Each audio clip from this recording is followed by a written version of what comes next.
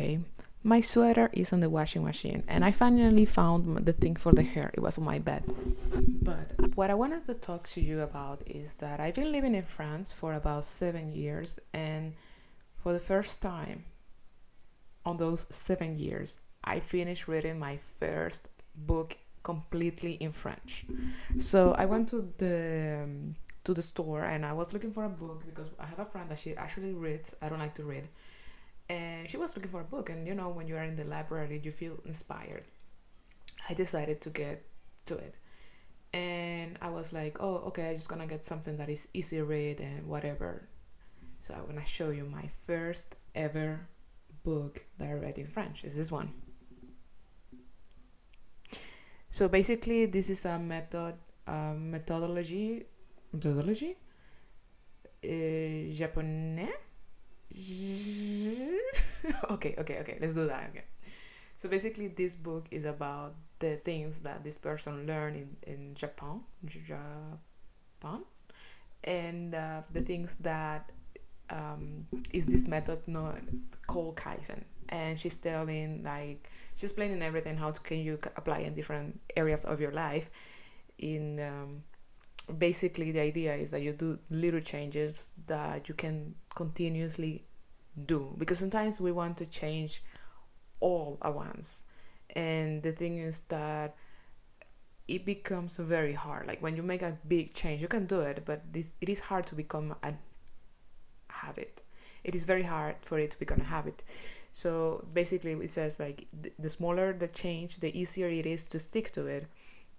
Well, perfect. I really like the book. It was easy read. That was my first book in French. There were a lot of words that I didn't know, and I learned 2 words from it. Only 2 words. I know I should have learned more, but it doesn't matter. The words were what is it? This désormais and idem.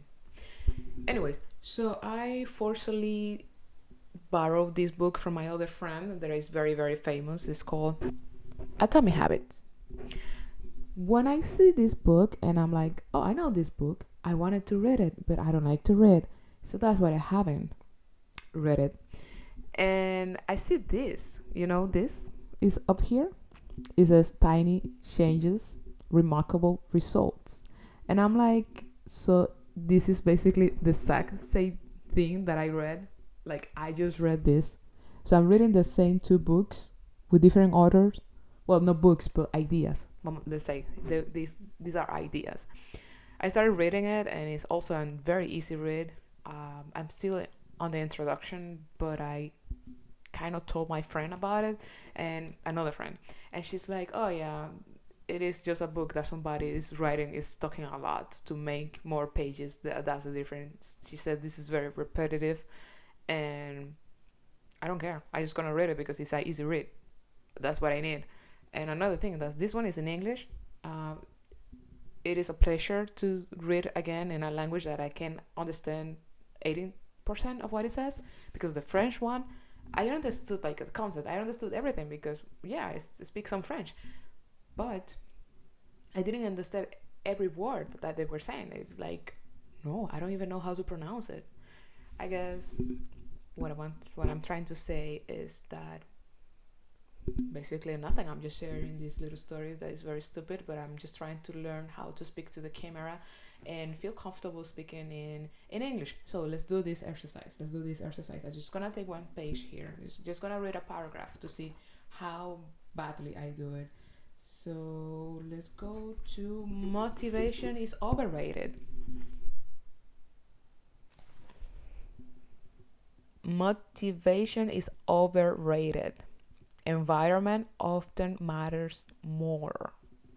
So now, this is interesting because I opened this page randomly, and this was actually once my screensaver. It says motivation. I don't remember, like motivation, inspiration. It does nothing for you. It's basically discipline that matters. I don't remember right now, so I'm just gonna check it out and I'll let you know. So let's go and read this. Anne Thorndike, a primary care physician at Massachusetts. This is good. This is not going good. I have to tell you. and Thorndike, a primary care physician at Massachusetts General Hospital in Boston, had a crazy idea. She believed she could improve the eating habits of thousands of hospital staff and visitors without changing their willpower or motivation in the slightest way. In the slightest way. In fact, she didn't plan on talking to them at all. This is intriguing. Very easy read. Aloud? No. I don't know how to read. This is terrible. Thorndike and her colleagues designed a 6-month study to alter the choice architecture of the hospital cafeteria. They started by changing how drinks were arranged in the room. Originally, the refrigerator located next to the cash register in the cafeteria were filled with only soda. The researchers added water was an option to each one. The researchers added water as an option to each one. Okay, so this is... I'm gonna stop you right there. This is very interesting. You know what is the problem when you get kind of older and you study a lot? Is that this is obvious. I don't have to make a research to know that because the research was done already. I don't even know what year was that made, but basically in the supermarket, psychologists place items to make you choose what they want you to buy. There are people that knows about it and they make a choice. But even knowing about it, like, what does it matter if you want the water or if you want the soda? But basically, we know very well that supermarkets use this kind of information all the time to make you buy whatever they want.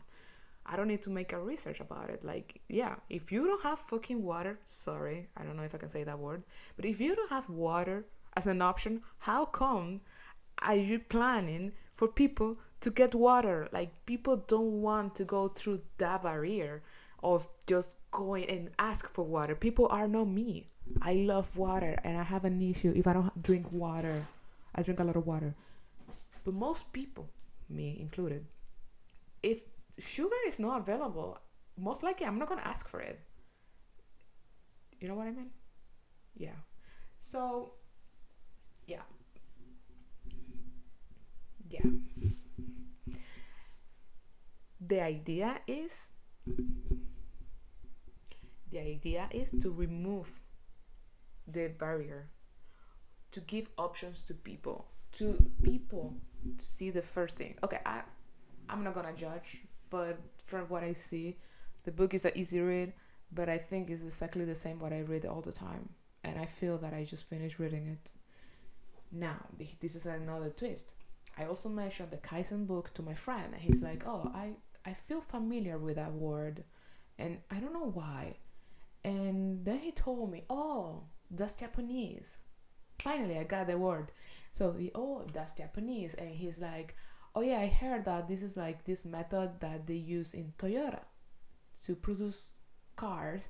And it was he was explaining me how Toyota was trying to fix their manufacturing issues, because at one point they were having issues with quality and all this. So he was telling me that there is like all these kind of different methods to improve quality in production and all that. I know some of them because, as I said, when you get to an age that you've been studying all the time, you get all these theoretical information and certification and all that. So I know the Six Sigma and I know many others. But this one, Kaizen, is interesting because the book that I read, they mentioned that it was something from the Japanese company, but they didn't explain how it is applied to the manufacturing sense. That's a very nice approach, I guess. And nothing. I mean, whatever. That's the video. I'm just talking to the camera. I'm just trying to improve my French. So if you stay just until here, let me tell you, I'm trying to improve my English actually. And if you arrive just to hear.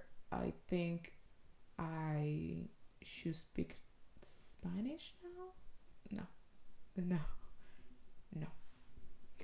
Thank you for watching. If this is something you are interested in, just comment something. I just having some time, some free time, and I don't want to think about doing anything productive today, even though I was trying to read this. It's an easy read.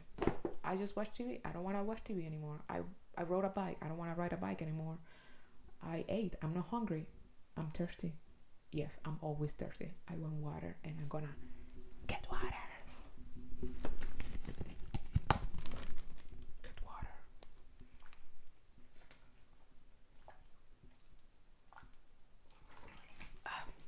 Yeah, water is my friend.